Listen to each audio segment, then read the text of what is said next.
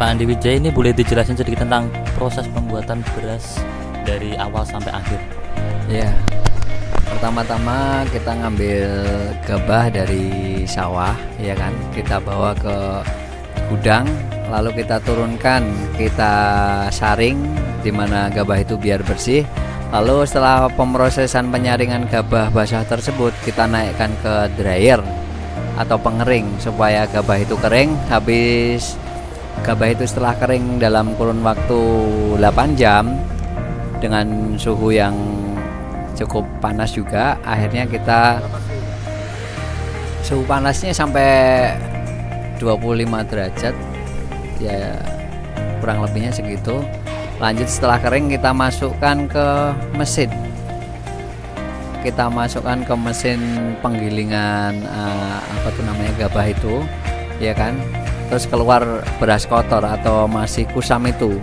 Setelah kusam, pecah kulit itu, habis gabah dipecah kulit, kita masukkan ke poles atau poleser, ya. Setelah dipoleser, di mana memisahkan antara beras dan bekatulnya itu, setelah itu kita lanjut turunkan, kita turunkan ke poleser yang kedua, atau untuk yang bikin beras jadi super mengkilap, yang sudah tidak ada bekatulnya. Jadi setelah pemrosesan poleser yang kedua, atau kita kasih kabutan air, beras itu jadi super atau sudah bersih. Lalu kita masukkan lagi ke color shutter, dimana di color shutter itu memisahkan antara beras sama kerikil, sama gabah, ataupun sama biji mati. Misalnya beras yang agak kehitam-hitaman atau kekuning-kuningan kita pisahkan. Jadi setelah melewati proses dari pecah kulit, lalu kita ke poleser 1, ya kan, lanjut kita naikkan ke poleser kedua. Setelah poleser kedua selesai, kita naikkan ke color shutter. Setelah color shutter, kita masuk ke selo untuk di packaging. Jadi nanti di packaging mau ukuran berat 5 kilo, 10 kilo, 25 kilo atau 50 kilo, kita bisa tinggal set aja. Jadi sesuai permintaan, nanti mau dibikin di pasar atau di supermarket, minta paketan yang 5 kilo, 10 kilo, 25 ataupun maksimal kita 50 kilo.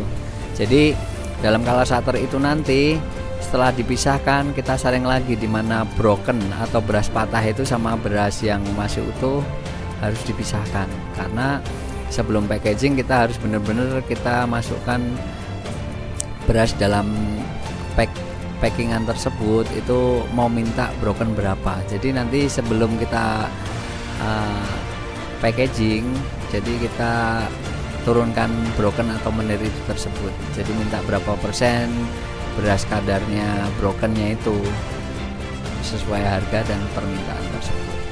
Ya salah satunya ya prosesnya seperti ini. Jadi dari awal sampai akhir prosesnya pengolahan gabah jadi beras super ya seperti ini. Ya beda, tergantung kuotanya.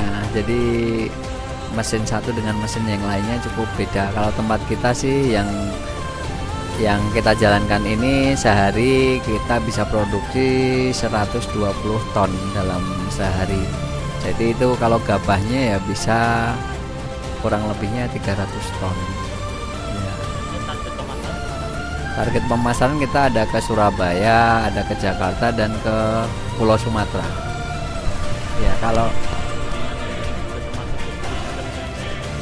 penggilingan ya lumayan besar lah di kota Sragen. Setelah Sragen ya sudah cukup besar, karena kita kan juga tiap harinya bisa kirim beras itu minimal 120 ton. Kalau kita lembur ya bisa menghasilkan sehari itu kurang lebihnya 250 ton sampai 300 ton kalau pakai lembur.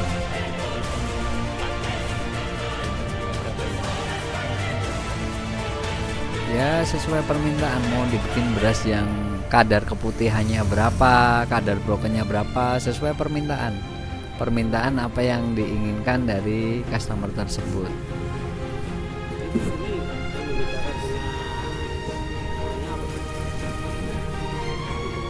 Yang membedakan kalau kita kan prosesnya dari gabah sampai jadi beras super kita punya mesinnya semua. Kalau di selepan-selepan kecil itu kan dia cuma hanya pemecah kulit dan polisher pertama. Jadi dia belum bisa menghasilkan beras yang super atau beras yang benar-benar bagus. Sudah tidak ada bekatulnya, nggak ada kerikilnya, nggak ada gabahnya. Karena itu kan melalui proses penyaringan broken, proses penyaringan biji mati, proses pemisahan dari kerikil atau kotoran-kotoran lainnya. Ya terjaga kualitasnya karena kita kan sudah standar pabrik-pabrik besar ya, karena kita kuotanya juga per harinya minimal 120 ton minimal.